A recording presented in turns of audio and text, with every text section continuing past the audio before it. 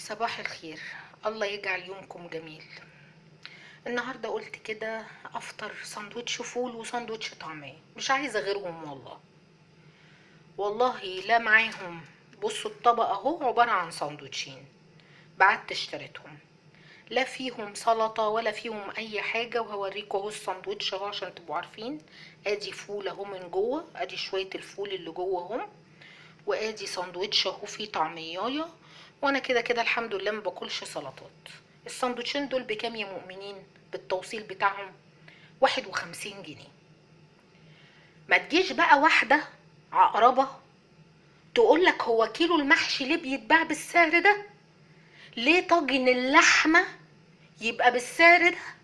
هي اللحمه بكام والمحشي بكام والرز بكام وده بكام وده بكام وده بكام؟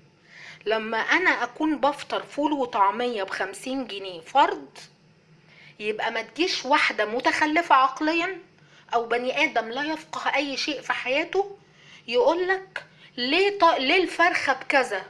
وهي الفرخة بكام يعني؟ ليه الممبار بكذا؟ هو الممبار بكام يعني؟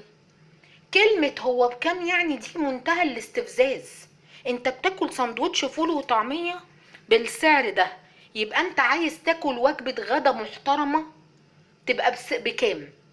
بالله عليك كده فكروا شوية، فكروا شوية. انتوا طلعتوا الناس عن شعورها، خليتوا الناس بيعملوا تصرفات وبيغشوكوا وانتوا مبسوطين.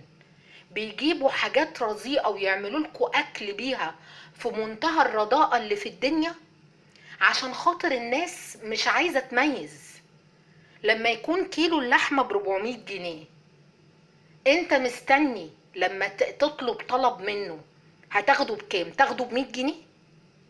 يا غبي او يا غبية.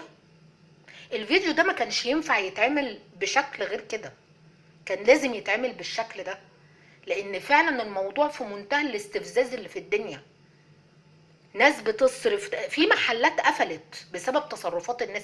انتوا عايزين لما يكون الفول والطعمية بالسعر ده، طعميايه وشوية فول بالسعر ده، تاكلوا لحمة وفراخ ومحاشي بكام؟ وشكرا، مش هقدر اقول اكتر من كده.